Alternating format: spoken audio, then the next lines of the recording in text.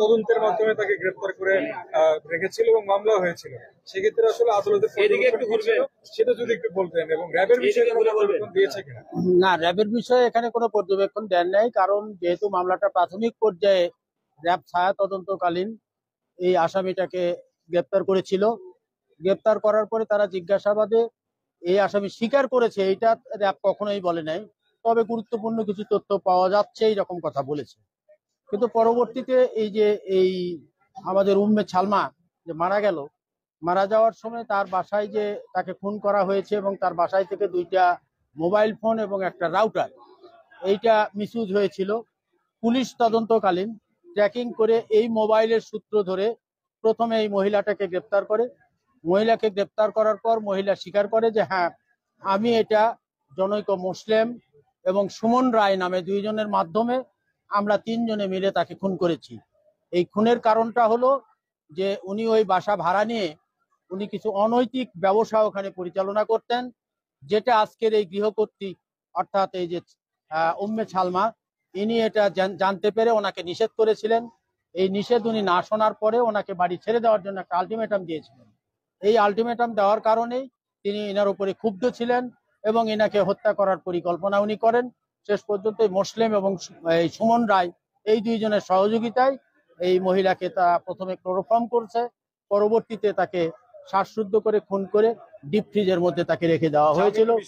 আর এইটার বিষয়ে যেটা 3 জন আসামি তারা পৃথক পৃথক ভাবে স্বীকারোক্তি দিয়েছে, এবং আমি যে বর্ণনাটা বললাম এইটাই তারা 164 এই বিষয়টাই নারেট করেছে যে তারা নিজেরাই এই ঘটনাটা ঘটাইছে এবং নিজেরাই এই খুনটা করেছে, এর সঙ্গে অন্য কোনো আসামি সম্পৃক্ত নাই। মাননীয় জেলা জজ সাহেব এই বিষয়টাই আজকে আমাদের কাছে শুনেছেন এবং তিনি নথি পর্যালোচনা করেছেন। 164 গুলো যেগুলো 3 জন আসামির 164 পর্যালোচনা করেছেন, করে উনি ফাইন্ডিং দিয়েছেন যে আপাত দৃষ্টিতে এই আসামির কোনো সম্পৃক্ততা এই হত্যাকাণ্ডের সঙ্গে নাই। সেক্ষেত্রে তাকে জামিন মঞ্জুর করা যায় এবং এই ক্ষেত্রে তিনি স্যাটিসফাইড হয়ে জামিন মঞ্জুর করেছেন। আচ্ছা, সেই ক্ষেত্রে জামিনের পরে আপনারা এই মামলা থেকে একবারে খালাসের জন্য আপনারা আবেদন করবেন কিনা? এই খালাসের জন্য এইভাবে তো কোর্টে আবেদন করার কোনো বিধান নাই।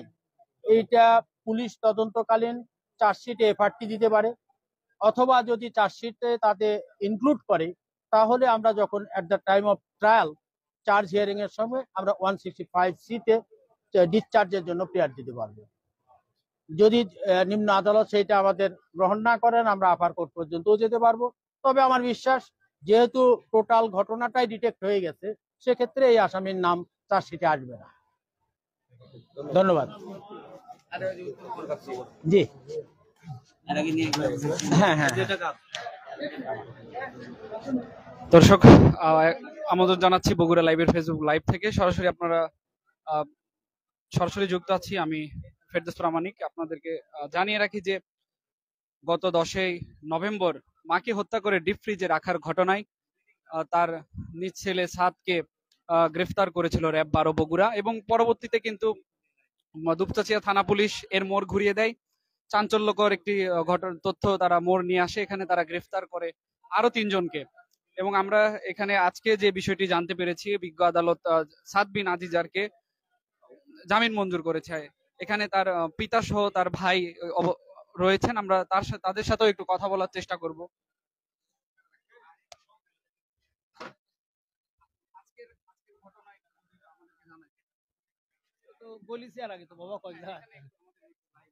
আচ্ছা, আজকে আমার ছেলে সাদ বিন আজিজুর রহমান, যিনি জেলে হাজতে আছে আর কি, তাকে আসলে সন্দেহমূলকভাবে তাকে গ্রেপ্তার করা হয়েছিল। তো পরবর্তীতে তো আমাদের স্থানীয় পুলিশ প্রশাসন ডিবি এদের নিরপেক্ষ তদন্তের মাধ্যমে আমার স্ত্রীর মূল হত্যাকারী যে 3 জন তারা গ্রেপ্তার হয়েছে, তারা স্বীকারোক্তি করেছে। তো আমরা এটি প্রথমে ম্যাজিস্ট্রেট করে আমি জামিন আবেদন করেছিলাম, সেখানে ম্যাজিস্ট্রেটদের এই 302 ধারা জামিন দেওয়ার ইখতিয়ার নেই, এই হিসেবে তারা জামিন নামঞ্জুর করেছিল। আইনজীবীদের পরামর্শ ক্রমে আমি পরে জজ করে মিসকেস করেছিলাম। আজকে তার শুনানি হয়ে গেল আর কি, এবং বিজ্ঞ আদালত সঠিক বিবেচনা করে আমার ছেলে যে নির্দোষ এর ভিত্তিতে আমার ছেলেকে জামিন প্রদান করেছেন। এই জন্য আমি বিজ্ঞ আদালতকে আমি মোবারকবাদ জানাচ্ছি এবং এতে আমি অত্যন্ত সন্তোষ প্রকাশ করছি। র্যাবের বিষয়ে এখন ব্যবস্থা কি এটা আমি পরবর্তীতে হয়তো বলবো, এক্ষুনি আমি তো অত্যন্ত মানসিক টেনশন আছি, এটা পরবর্তীতে আমরা বলবো। ধন্যবাদ। দর্শক, সরাসরি কথা বলছিলাম কিন্তু সাদ বিন আজিজের বাবার সাথে। তিনি কিন্তু জানাচ্ছিলেন যে তার ছেলের আজকে জামিন মঞ্জুর করা হয়েছে। ইতিমধ্যে এর আগেও কিন্তু বিজ্ঞ আদালতে জামিন মঞ্জুরের আবেদন করা হলেও তখন কিন্তু আবেদন গ্রহণ করা হয়নি। পরবর্তীতে কিন্তু তার সেই আবেদনটি গ্রহণ করা হয়েছে। এবং ইতিমধ্যে আমরা যে এটাও জেনেছি যে সন্দেহভাজন ভাবে তার ছেলেকে গ্রেফতার করার পর পরবর্তীতে তাকে আহ, পরবর্তীতে তাকে আদালতে নিয়ে আসা হয় এবং তারপরেই দুপচাঁচিয়া থানা পুলিশ আরো 3 জনকে গ্রেফতার করে। এরপরে সেই তিনজনের মধ্যে একজন তার বাড়ির ভাড়াটিয়া রাবেয়া সুলতানা এবং তার আরো 2 সহযোগী ছিলেন সুমন রবি দাস এবং মুসলিম।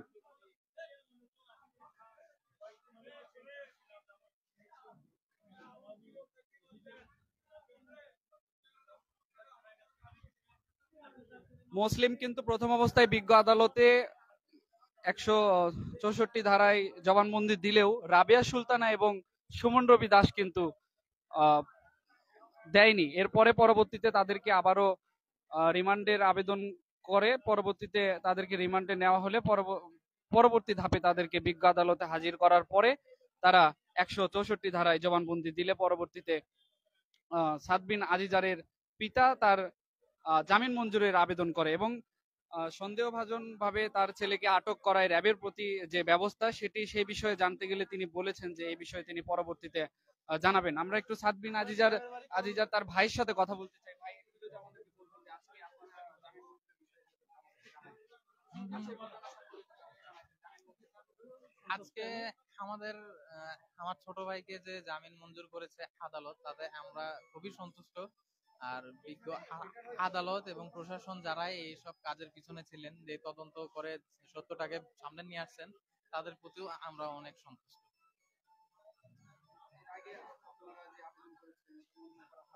না, প্রথমে যে আবেদন করা হয়েছিল ম্যাজিস্ট্রেট কোর্টে, সেখানে জামিন পাই নাই আমরা। এরপরে আমরা আমি স্কেচ করে যখন জজ কোর্টে নিয়ে আসলাম মামলা, তখন মাননীয় আদালত এই জিনিসটাকে বিবেচনা করে জামিন মঞ্জুর করেছে। দর্শক, আমরা কথা বলছিলাম সাদ বিন আজিজারের বড় ভাই নাজমুস সাকিব।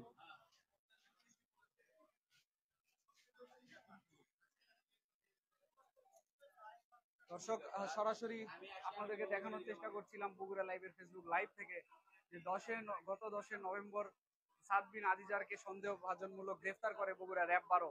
এরপরে গ্রেফতার করার পরেই কিন্তু পরবর্তীতে দুপচাঁচিয়া থানা পুলিশ নতুন মোড় নিয়ে আসে এই ঘটনায়। পরবর্তীতে চাঞ্চল্যের সৃষ্টি হয় পুরো বাংলাদেশে এবং এই বিষয়টি সবাই জানাজানি হয় যে ছেলে তার মাকে হত্যা করেছে। কিন্তু পরবর্তীতে দুপচাঁচিয়া থানা পুলিশের এমন একটি চাঞ্চল্যকর তথ্যে আবারও যেন সবাই হতভাগ্য হয়ে যায় যে কি কারণ, কি ঘটে গেল এইরকম একটি ঘটনায়।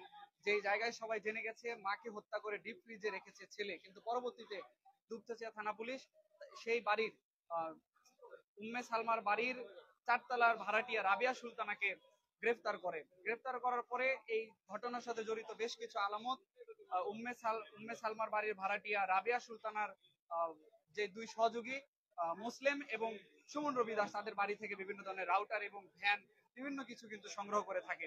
পরবর্তীতে এই ঘটনার নতুন চাঞ্চল্য সৃষ্টি হলে বিজ্ঞ আদালতে মুসলিম কিন্তু 164 ধারায় জবানবন্দি দেয়, কিন্তু রাবেয়া সুলতানা এবং সুমন রবি দাস কিন্তু 164 ধারায় জবানবন্দি না প্রথম অবস্থায় দেয় না। পরবর্তীতে প্রশাসন আবারও রিমান্ড মঞ্জুর করলে পরবর্তীতে তারা হচ্ছে 164 ধারায় জবানবন্দি দিয়েছে। এবং আজকের যে ঘটনা, আজকে তার বাবা আমাদেরকে জানিয়েছে যে সাদ বিন আজিজারের আজকে জামিন মঞ্জুর করা হয়েছে, এতে তারা অনেক খুশি। দর্শক, এই ছিল আজকের বিজ্ঞ আদালত থেকে সর্বশেষ আমার কাছে। এতক্ষণ আমাদের সাথে যুক্ত থাকার জন্য আপনাদেরকে অসংখ্য ধন্যবাদ।